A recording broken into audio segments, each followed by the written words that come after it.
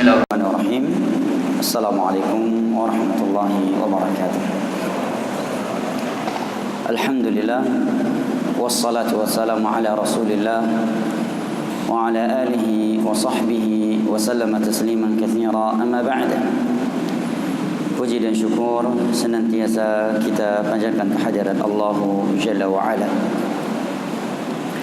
yang telah berfirman di dalam Al-Quran Al-Karim pada surat Ibrahim dengan firman-Nya, wa in ta'uddu ni'matallahi la tuhsuha innal insana lazalumun kafar.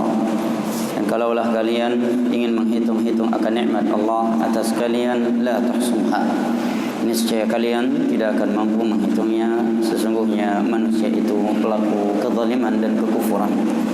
Alhamdulillah, dengan berkat nikmat kesehatan dan kesempatan setelah hidayah taufik dari Allah Jalla wa Ala, sehingga kita dapat berkumpul dan bertemu kembali di rumah Allah yang mulia ini dalam rangka tafaqquh fid din, di mana sebagian saudara-saudara kita ingin mengikutinya, tetapi karena hujan yang telah turun membuat mereka tidak dapat menghadirinya. Maka ini merupakan nikmat bagi siapa yang Allah Jalla wa Ala mudahkan baginya fasilitas dunia yang dengannya dia dapat bertaqarrub dan semakin taat kepada Allah Jalla wa Ala.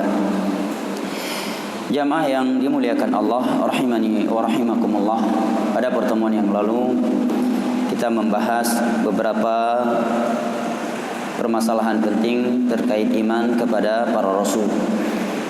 Ya, telah kita sebutkan di sana nama-nama para nabi dan para rasul yang Allah sebutkan dalam Al-Quran, dan juga telah saya sebutkan dua nama,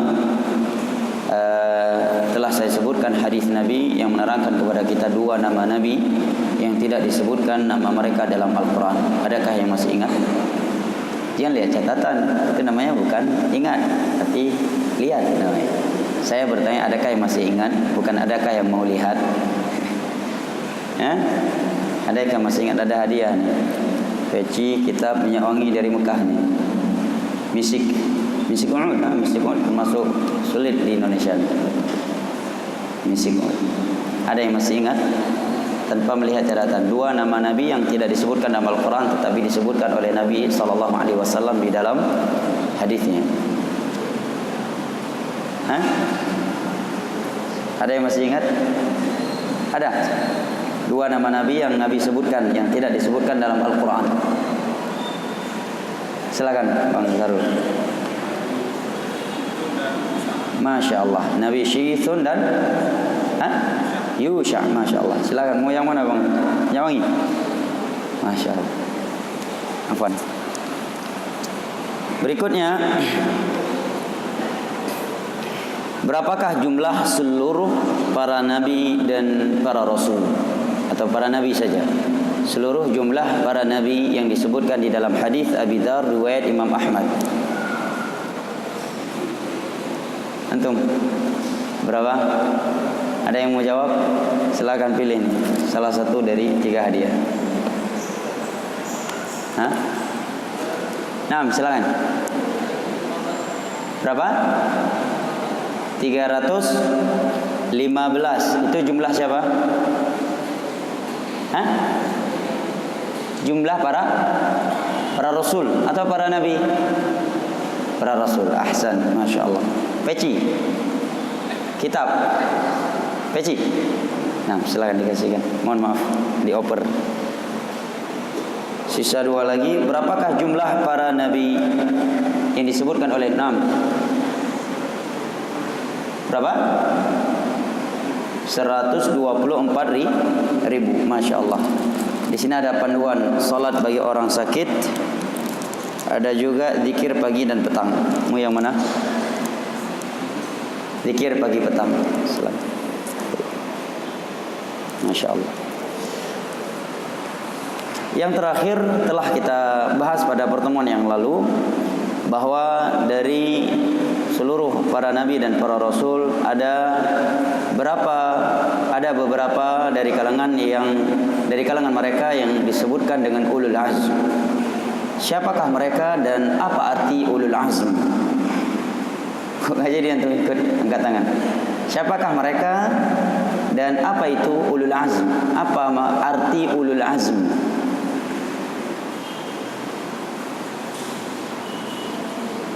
Terakhir nih, finish. Nah, Masya Allah. Siapa ulul azm? Yang pertama Nabi Musa, Nabi Ibrahim, Nabi Isa, Nabi Muhammad. Jangan dijawab yang lain. Nabi Nuh alaihissalam. Apa itu arti kalimat ulul azm? Apa arti ulul azm? Bukan. Al-azm, apa arti azm? Orang-orang yang memiliki kesabaran, tekad yang luar biasa, melebihi tekad dan sabarnya yang lain. Masya Allah. Silakan diberikan Bapak itu.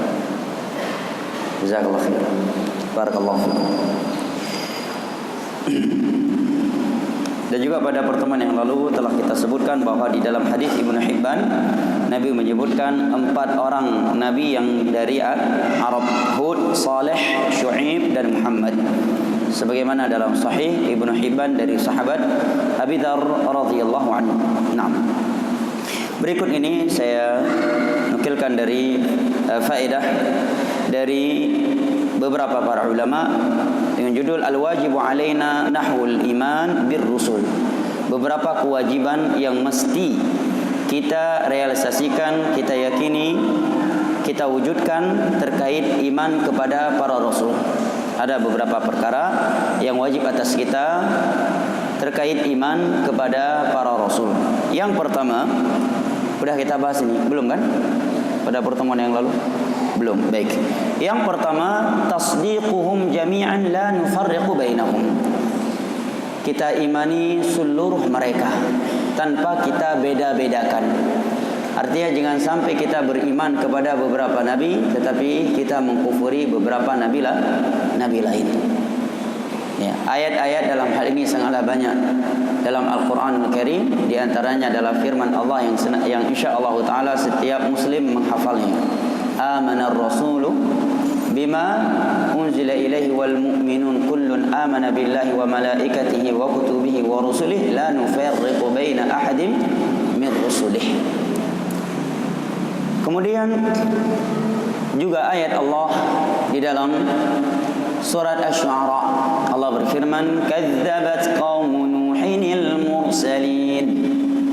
Kaum Nabi Nuh telah mendustakan seluruh para rasul. Padahal yang mereka dustakan hanya siapa? Nuh alaihi salam. Allah katakan mereka telah mendustakan seluruh rasul tatkala mereka telah mendustakan satu rasul. Ayat ini kata Syekh Muhammad bin Shalih Al-Utsaimin menerangkan kepada kita kaidah penting dalam bab akidah yang dengan memahami kaidah ini kita akan terselamatkan dari salah satu syubhat misionaris untuk mengkristenisasi kaum muslimin. Tatkala mereka mengajak kita kepada persamaan agama,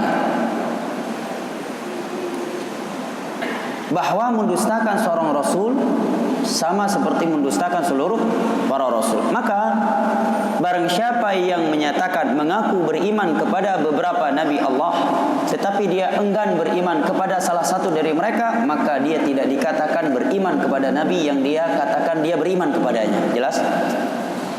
Kalau ada yang berkata kami kan mengikuti Nabi Isa, Ruhul Quddus, kata mereka, Nabi Isa alaihi salam, yang tentunya beliau adalah hamba Allah Jalla wa Ala, bukan sesembahan yang boleh disembah selain Allah.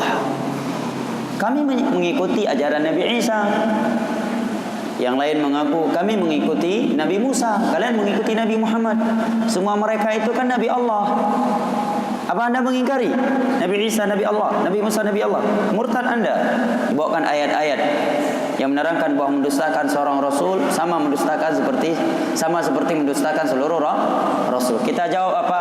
Anda adalah orang yang dimaksud oleh ayat tersebut karena anda mendustakan Nabi Muhammad. Adapun saya mengimani Nabi Muhammad adalah utusan Allah, Nabi Musa adalah utusan Allah, Nabi Isa adalah utusan Allah. Nah, Anda yang mengajak kepada kristenisasi ini, kepada pemahaman persamaan agama, Andalah yang belum dianggap beriman. Karena Anda, saya katakan Anda, karena misionaris tidak boleh kita katakan saudara orang yang punya pemahaman seperti itu, karena itu pemahaman yang membatalkan Islam. Persamaan agama, yang menyuruh kepada persamaan agama, dia menyuruh kepada salah satu dari pembatal keislaman. Kenapa kata para ulama? Karena dia telah bertentangan dengan kaidah akidah dasar dalam Islam ini, telah mendustakan sekian ayat-ayat Al-Quranul Karim dan hadis-hadis Nabi SAW yang mewajibkan kita mengikuti Nabi Muhammad, dan orang yang tidak beriman kepada Nabi Muhammad tidak sah imannya kepada Nabi-Nabi sebelumnya. Jelas ya? Ini buah dari faedah yang pertama ini. Yang kedua, kata para ulama, anna kullahum adda amanatahu wa ballagha risalatah. Kita harus yakin, kita harus beriman bahwa seluruh nabi dan rasul Allah sallallahu alaihi wasallam, mereka itu telah menunaikan amanah dan kewajiban yang Allah bebankan kepada mereka. Maka seluruh mereka tidaklah diwafatkan oleh Allah, melainkan syariat Allah telah dia sampaikan sempurna kepada umatnya. Apa buah dari iman yang kedua ini, dari faedah yang kedua ini? Buahnya akan menutup pintu bagi orang-orang yang ingin mengada-adakan tata cara atau ibadah-ibadah baru yang sama sekali tidak ada tuntunan dari Nabi atau Rasul yang diutus kepadanya. Contohnya yang diada-adakan oleh kaum Nasrani dalam agama Nabi Isa, apa? Merayakan hari kelahiran Nabi Isa alaihissalam. Itu bukan bagian dari agama Nabi Isa, kata para ulama. Itu salah satu yang diada-adakan oleh umat Nasrani dalam agama Nabi Isa alaihissalam. Jelas ya? Dan yang lain-lainnya. Dan Nabi memberitakan bahwa setiap perbuatan Yahudi dan Nasrani pasti akan diikuti, pasti ada dari sebagian umat beliau yang akan melakukannya. Dalam hadis yang ma'ruf diriwayatkan oleh Imam Al-Bukhari dari Abdullah bin Umar radhiyallahu anhuma, Nabi bersabda, la tattabi'unna sunana man kana qablakum hadwal quddah bil quddah hatta law dakhalu juhra dhabbin la dakhaltumuh. Sungguh akan ada dari kalian, dari umat ini, yang mengikuti kebiasaan orang-orang sebelum mereka. Selangkah sejengkal demi sejengkal. Andai kata orang-orang sebelum mereka itu masuk ke dalam lubang dhab. Dhab ini sering diterjemahkan ke dalam bahasa Indonesia dengan biawak atau kadal, tapi tidak sama. Dhab ini adalah binatang di padang pasir. Dan dia halal. Di masa Nabi, para sahabat memakannya di hadapan Nabi. Nah, hanya saja Nabi tidak memakannya karena tidak terbiasa dengan hewan tersebut di daerah beliau. Dan enggak semua restoran di Saudi ada ini. Biasanya ada restoran-restoran mewah, restoran-restoran mahal. Karena dia adalah binatang yang mahal, sulit didapatkan dan mengalahkan madu sidir. Manfaatnya enggak perlu dirinci lagi kan. Maksud manfaatnya mengalahkan madu sidir atau daging kambing. Enggak perlu obat Cina lagi. Taib ya. Ini dhab. Kata Nabi, andai kata umat-umat sebelum kalian masuk ke dalam lubang dhab, maka akan ada dari umat ini yang ikut masuk ke dalamnya. Para sahabat bertanya, al-Yahuda wan Nasara, apakah maksud engkau adalah Yahudi dan Nasrani? Maka Nabi menjawab, faman, kalau bukan mereka siapa lagi? Jelas ya? Oleh karena itu, banyak dari ucapan ulama salaf yang menegaskan kembali kaidah ini. Padahal sebenarnya kaidah ini sudah dipahami oleh setiap orang yang membaca Al-Quran serta memahami maknanya atau memahami daripada konsekuensi dua syahadat. Karena kata Imam Malik rahimahullahu taala, man ibtada'a fi dinillah faqad za'ama anna Muhammadan khana ar-risalah. Contohnya Rasul kita sallallahu alaihi wasallam. Kita wajib mengimani dan merupakan akidah dasar kita bahwa Nabi kita sallallahu alaihi wasallam tidaklah diwafatkan oleh Allah, melainkan beliau telah menyampaikan seluruh isi agama Allah. Agama Allah telah sempurna, baik dalam bab aqidah, ibadah ataukah muamalah. Hal ini Allah firmankan dalam surat Al-Maidah ayat ketiga, "Al-yawma akmaltu lakum dinakum wa atmamtu 'alaikum ni'mati wa raditu lakumul Islam dinan." Ya. Maka kata Imam Malik, barang siapa yang mengada-adakan ibadah baru yang tidak ada di masa Nabi, kata beliau. Ibadah ya, jam bersilat lidah, miomenan anjit ta'i, ilai petawat, haji ni, jak ngontaron matang, itu konyol namanya. Itu bersilat lidah dan pura-pura ya tidak paham. Adapun dalam masalah dunia, Allah telah menyatakan, "Wallazi ja'ala lakumul huwallazi sakhkhara lakum ma fil ardi jami'an." Nabi juga bersabda, "Antum a'lamu bi umuri dunyakum." Kalian lebih tahu tentang urusan agama kalian, urusan dunia kalian. Dan secara logika juga Allah ya menunjukkan hikmah dan luasnya agama Islam ini. Dalam urusan dunia ya, Allah tidak membuat Allah dan Rasulnya tidak membuat kaedah jangan melakukan sesuatu yang tidak ada di masa kami. Kenapa? Karena ini namanya urusan dunia, semakin hari semakin baru. Adapun agama tidak mungkin semakin hari semakin baru, karena sumber agama sudah sempurna. Al-Quran 30 juz, hadis Nabi sudah selesai, para sahabat telah meninggal. Maka kayak kata Imam Malik, orang yang mengada-adakan ibadah baru yang tidak ada di masa Nabi, secara tidak langsung dia menuduh Nabi ini berkhianat menyampaikan agama Allah. Kenapa? Karena menunjukkan ada sebuah ibadah yang belum disampaikan oleh Nabi. Berarti apa? Nabi berkhianat belum menyampaikannya. Apakah sengaja ataupun lupa? Kedua-dua ini dapat membatalkan Islam seseorang. Kalau dia menyatakan Nabi dengan sengaja tidak menyampaikannya, murtad dia, karena menuduh Nabi tidak jujur dan tidak amanah. Dan inilah yang ditanamkan oleh Syiah kepada para pengikut mereka ya. Sehingga ada pemahaman bahwa ada 30 juz, 10 juz Al-Quran lagi. Kalau kita menyatakan berarti dia lupa, ini juga salah satu syubhat misionaris. Nabi kita memang manusia, tetapi Allah yang menciptakan beliau tidak memiliki sifat lupa. Wa ma kana rabbuka nasiya. Rabbmu itu tidak pernah lupa. Oleh karena itu juga dikatakan oleh sahabat yang mulia Abdullah bin Mas'ud, juga dikatakan oleh sahabat Abdullah Hudzaifah ibn al-Yaman radhiyallahu anhuma dalam riwayat Imam Ibnu Battah, "Ittabi'u wa la tabtadi'u faqad kufitum."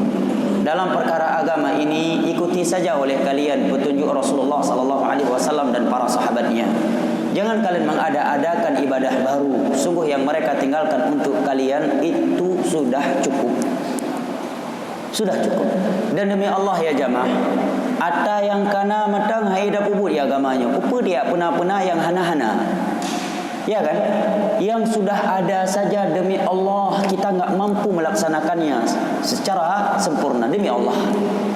Kalau yang sudah ada saja kita tidak mampu mengamalkannya, kenapa kita mengada-adakan melakukan hal-hal yang sama sekali tidak ada dalam Islam? Nabi tidak menganjurkannya.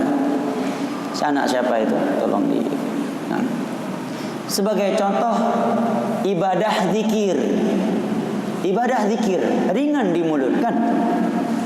Sebagai contoh, zikir menjelang tidur, panjangnya, banyaknya tidak kalah daripada zikir setelah salat 5 waktu. Ada anjuran membaca surat Al-Mulk sebelum tidur, ya kan? 30 ayat, ayat kursi 3 kul, ya doa zikir-zikir yang lain, tasbih 33 kali, takbir 33 kali, tahmid 33 kali, takbir 34 kali. Ya, kemudian membaca doa zikir-zikir yang Allahumma aslamtu nafsi ilaika wajjahtu wajhi ilaika wa fawwadtu amri ilaika wa ja'tu dhahri ilaika amantu bi kitabilladzi anzalta wa nabiyyikal ladzi arsalta, dan yang lain-lainnya. Ketika di malam hari kita terbangun dari tidur mendengar suara gonggongan anjing, ada zikir yang dianjurkan oleh Nabi. Mendengar suara kukuruyuk ayam, ada zikir khusus yang dianjurkan oleh Nabi. Bangun di tengah malam mau sholat tahajud, ada zikir yang Nabi bacakan. Ada zikir bangun tidur, ada zikir masuk WC dan seterusnya. Ini saja udah nggak mampu kita. Zikir mau tidur aja kita sering lupa, ya kan? Zikir masuk masjid aja kita sering lupa. Yang kana ida pubut ku dia benar-benar yang hana. Yang giyu pubut ida pubut ku dia pubut yang hana giyu pubut. Ya. Inilah yang namanya manusia. Makanya sebagian ulama salaf menyatakan al-iqtisadu fi sunnah khairun minat tamadi minal ijtihadi fil bid'ah. Sederhana dalam beribadah tetapi sesuai dengan sunnah Nabi, tuntunan beliau, itu jauh lebih baik daripada bersungguh-sungguh dalam beribadah dengan cara-cara baru yang tidak ada tuntunan dan panduan dari Rasulullah sallallahu alaihi wasallam. Ini hendaknya menjadi renungan. Dan seruan kepada ini adalah seruan untuk mengikuti sunnah Nabi. Jangan difitnah dan dibuat manipulasi bahwa itu adalah dakwah yang memecah belah umat. Apa bedanya dengan syubhatnya misionaris yang ketika ada ulama Islam menyatakan bahwa satu-satunya agama di sisi Allah adalah Islam, mereka juga menyatakan itu dakwah yang memecah belah umat. Berarti dia akan membuka peperangan antara umat muslim dengan yang lainnya. Ke situ dilarikan. Padahal di sana juga ada pembahasan dalam Islam bahwa non muslim yang muahad, yang zimmi, yang musta'min dijaga hartanya, dijaga kehormatannya, ya kan? Ya, diambil itu saja. Apa bedanya dengan ucapan misionaris? Dengan ucapan orang yang ketika mendengar pembahasan wajib mengikuti sunnah Nabi, beribadah dengan harus sesuai dengan tuntunan Nabi. Nah, ini dakwah yang memecah belah umat, menyesatkan orang lain. Apa bedanya dengan ucapan misionaris tadi? Makanya Sufyan bin Uyainah dan ulama salaf yang lainnya bahwa rusaknya Islam itu akan lebih bahaya, akan lebih cepat, akan lebih mudah dilakukan oleh mereka para pelaku bid'ah, ahlul bid'ah. Itu lebih berbahaya terhadap Islam. Kalau Paulus sekarang datang berceramah menjelek-jelekkan Islam, dia ajak manusia, Paulus datang, ayo kita zikir sekian ribu dengan cara seperti ini. Ada yang mau dengar? Gak ada. Kalau orang berpenampilan Islam, dia berjenggot bawa ayat satu, hadis satu, ayo melakukan ini. Mungkin dia pakatnya yang bawa mereka. Hanya ulama, mungkin salah. Padahal akidah kaum muslimin yang tidak mungkin salah, yang suci dari kekeliruan hanya Nabi SAW. Tidak ada selain beliau yang suci dari kekeliruan. Ya kan? Sampai-sampai Imam Syafi'i menyatakan la yahilu li ahadin an ya'khudha biqauli ma lam ya'rif dalili. Sungguh tidak halal bagi siapapun mengambil pendapatku kalau dia belum tahu apa dalilku. Imam Syafi'i rahimahullah ta'ala. Ini buah dari iman terhadap perkara yang kedua ini. Berikutnya yang ketiga, hal yang wajib atas kita terkait iman kepada para nabi dan para rasul, wujubu ta'atihim wa adamu mukhalafatihim. Kita harus mentaati mereka dan tidak boleh menyelisih mereka. Karena Rasul itu tidaklah diutus kecuali untuk ditaati, bukan sekedar untuk dikenang, bukan sekedar untuk dibuat kasidah-kasidah sebagai pertanda cinta kepadanya. Karena Allah berfirman, "Wa ma arsalna mir rasulin illa liyuta'a bi'iznillah." Dalam surat An-Nisa, tidaklah kami mengutus seorang rasul kecuali untuk ditaati, bukan untuk dikenang. Sekarang secara logika saya, coba kita menggunakan logika sehat. Ada seorang anak, dia mengaku cinta kepada kedua orang tuanya dengan alasan setiap tahun saya merayakan hari kelahiran orang tua saya. Setiap tahun saya selalu merayakan hari kelahiran ibu saya. Walaupun saya di luar negeri, tetap saya rayakan. Gak bisa secara langsung saya kirim videonya bahwa saya merayakan hari kelahiran ibu saya, bapak saya, walaupun saya sedang berada di benua Amerika. Karena cintanya saya kepada kedua orang tua saya. Tetapi perintah orang tuanya tidak dia lakukan. Larangan orang tuanya dia langgar. Akankah orang menilai ini anak yang cinta kepada kedua orang tuanya? Coba jawab sekali. Semua orang saya kira sepakat, muslim maupun non muslim, akan menyatakan ini anak belum memuliakan, belum mencintai, dan belum berbakti kepada kedua orang tuanya. Kenapa? Karena sekedar mengenang kelahiran kedua orang tua. Itu bukanlah bukti cinta seorang anak kepada kedua orang tuanya kalau dia tidak taat kepada perintah mereka dan tidak mau meninggalkan larangan-larangan mereka. Demikian pula kepada anak Nabi. Bukti cinta kita kepada beliau adalah taat kepada perintah beliau dan kita siap meninggalkan larangan-larangan beliau. Di antara larangan beliau yang sangat keras dan yang paling keras adalah syirik. Nomor 2 setelah syirik adalah bid'ah. Mengada-adakan ibadah baru yang tidak ada tuntunan dari beliau. Tidak dilakukan di masa beliau. Karena secara tidak langsung dia menuduh Nabi belum menyampaikan agama Allah secara sempurna. Itu salah satu sisi bahayanya. Sisi yang lainnya, seakan-akan dia memposisikan dirinya seperti Allah punya hak untuk mensyariatkan ibadah kepada manusia. Kenapa demikian? Buktinya ibadah yang kamu ajak manusia melakukannya nggak ada anjuran dari Al-Quran.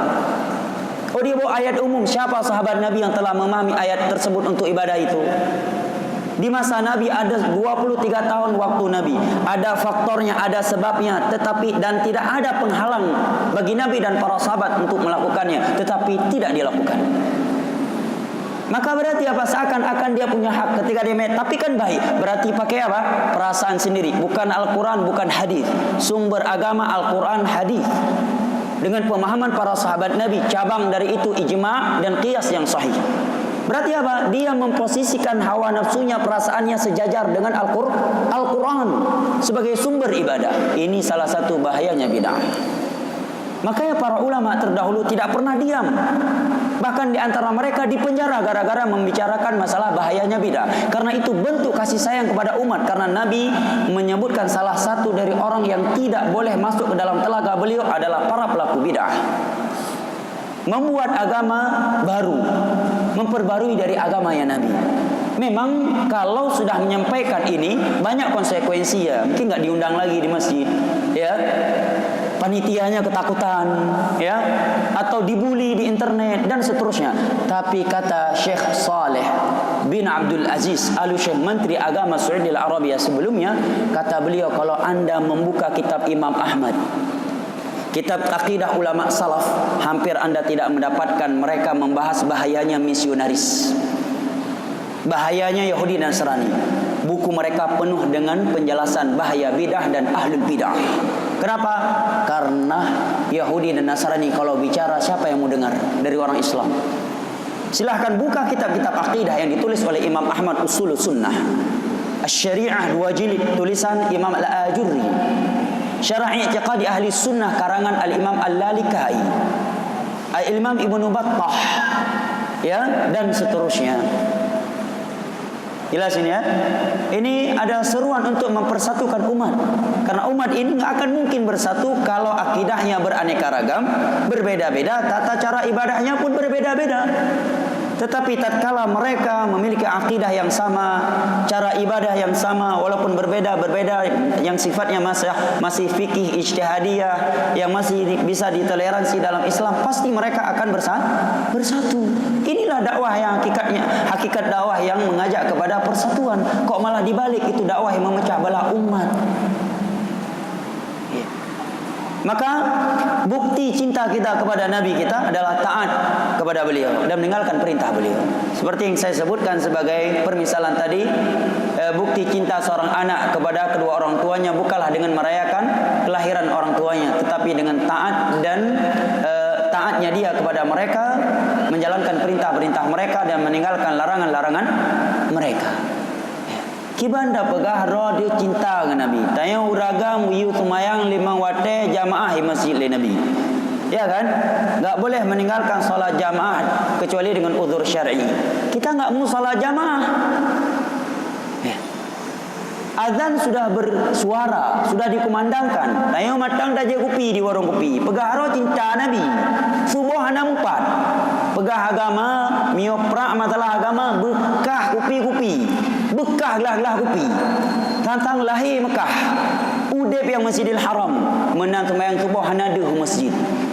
Yang cinta ke Nabi, Ibnu Ummi Maktum, seorang sahabat yang sudah tua, buta dan tidak ada yang menuntun beliau ke masjid. Minta keringanan ke Nabi untuk tidak pergi ke masjid. Kata Nabi, asami'tan nida. Nani dengar suazan? Kesolingan. Nah Nabi, jak betul ke masjid. Tidak ada keringanan untuk anda. Hadis riwayat Imam Muslim.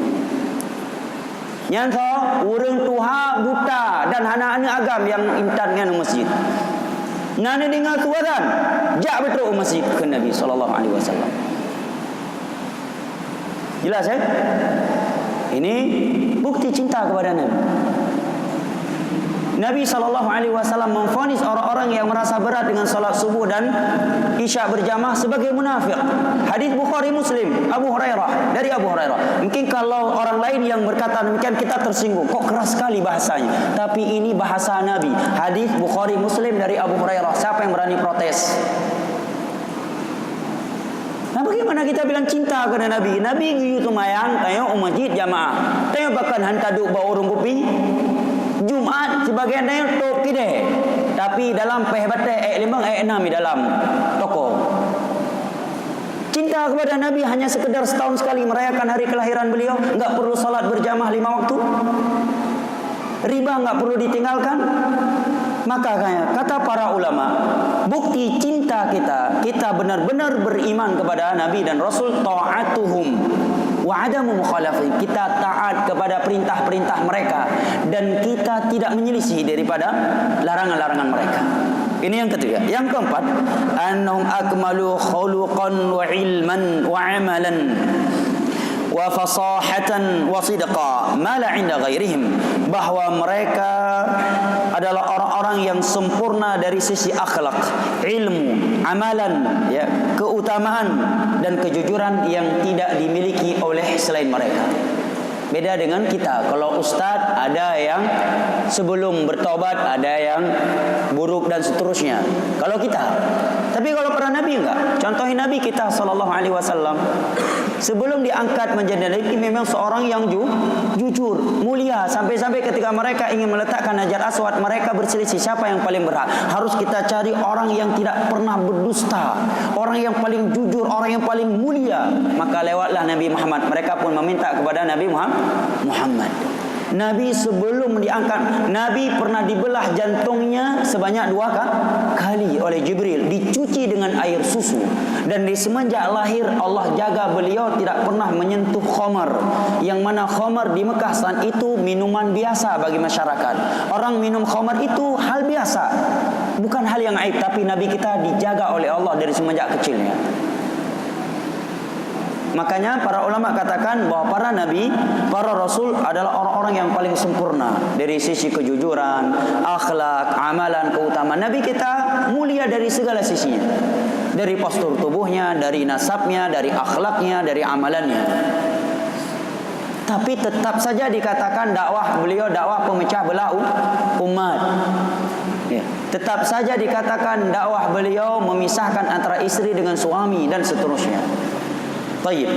Kemudian yang keempat yang harus kita yakini terhadap para nabi dan para rasul, annahum kanu rijalan, bahwa para nabi dan para rasul itu dari kaum lelaki, bukan dari kaum wanita. Tidak ada nabi dari wanita. Kenapa Allah berfirman di dalam surat Yusuf ayat 159, wa ma arsalna qablaka illa rijalan nuhi ilaihim. Tidaklah kami mengutus sebelum engkau kecuali kaum lelaki yang kami wahyukan kepada mereka. Sepanjang masa adakah wanita yang mengaku nabi? Saya enggak tahu. Ada? Hah? Sepanjang sejarah ada enggak wanita ngaku nabi? Pernah? Hah? Dia Eden. Di mana tuh?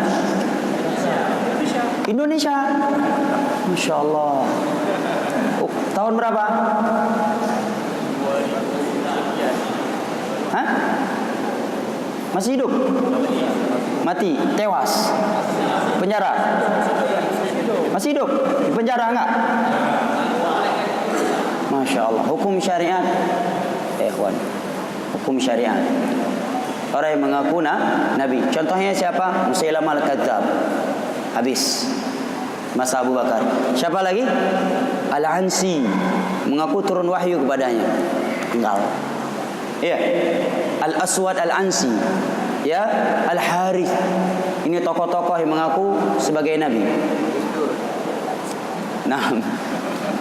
Naam, ya. Baik, itu mengaku nabi orang Aceh. Ya. Akhirnya harus terbang pakai heli secara tiba-tiba. Baik ya. Kita lanjutkan pada pertemuan mendatang kalau ada pertanyaan yang ingin disampaikan.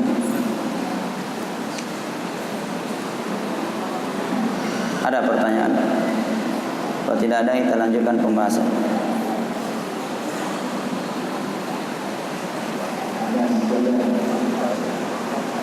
Baik, kita lanjutkan yang keenam. Kewajiban yang keenam yang harus kita wujudkan terkait iman kepada para nabi dan para rasul adalah annalahum tabai' basyariyah. Mereka punya sifat yang manusiawi, punya tabiat manusia, memakan dan meminum. Kita tidak boleh mencela mereka itu.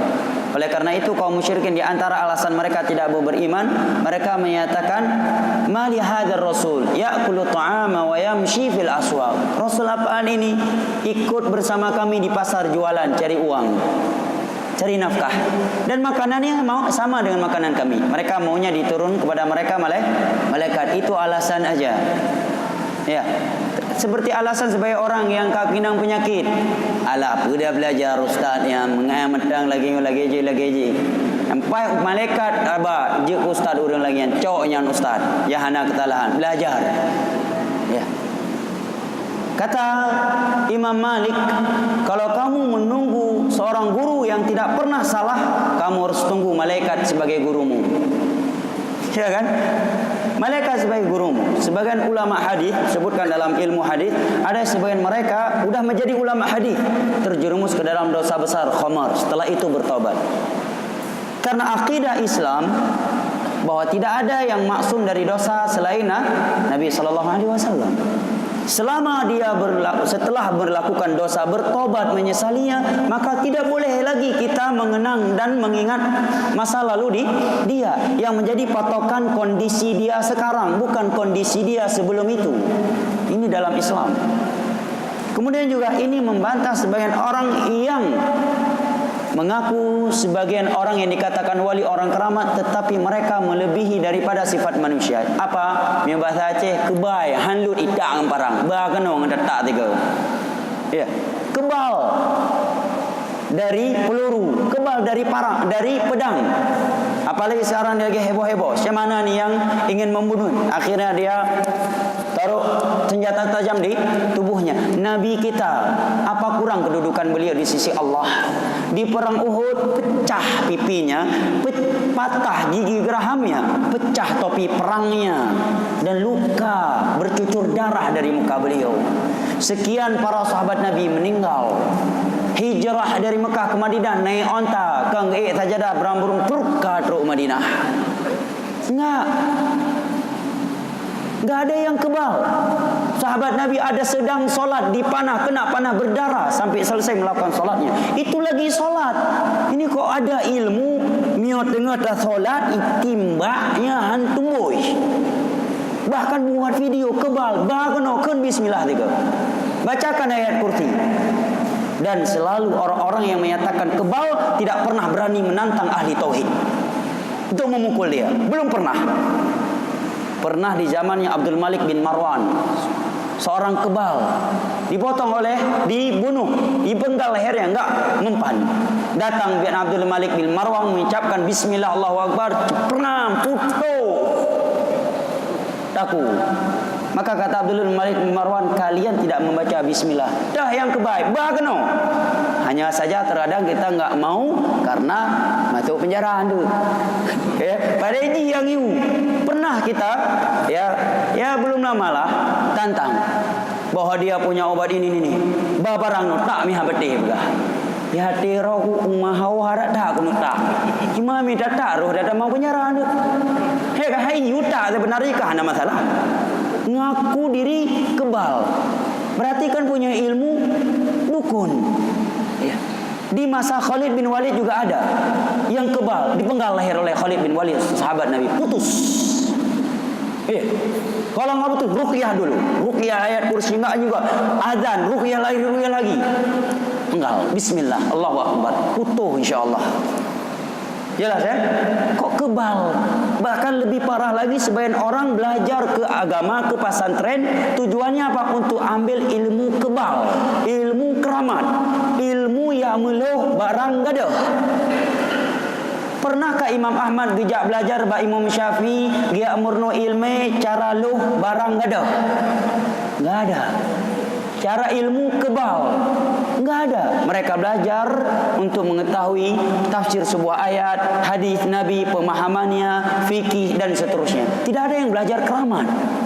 Enggak ada istilah belajar keramat. Keramat itu adalah sesuatu yang datang dari Allah. Ya. Tidak ada ilmu belajar kebal. Nah, sekarang ada ilmu kebal, udah diturunkan. Ya. Saya melihat beberapa video, ini katakan ulama, diberikan entah apa dia bacakan, dia ambil parang, pedang, dia pukul-pukul ke muridnya, kebal. Masya Allah, para sahabat dia tembus anak panah. Sebagian mereka meninggal mati syahid dalam peperangan, tidak kebal. Para nabi saya punya sifat ya manusia. Nabi Zakaria dibelah dengan gergaji, terbelah menjadi dua. Dibelah dengan gergaji Nabi Zakaria.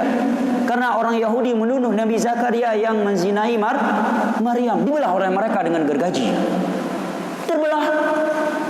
Masya Allah, naur ng jino keramat. Halu tak ang barang. Begak video lah, mbak kena juga. Ya, dan buat perjanjian di notaris bahwa tidak dituntut yang kau dah punya. Ya, nyan yang pah dah begat tiga. You tanda tangan, bak notaris, ya, dia pegang halut, bak tak tiga. Halut baca ayat kursi, ruqyah halam sampai lut. Ya. Maka ini hal yang mesti kita yakini terkait iman kepada para nabi dan para rasul. Saya kira sampai di sini, lebih dan kurangnya saya mohon maaf. Wabillahi taufiq wal hidayah. Sallallahu ala nabiyyina Muhammad wa ala alihi wa sahbihi wa sallam. Wa akhiru da'wana alhamdulillahi rabbil alamin. Wassalamu alaikum warahmatullahi wabarakatuh.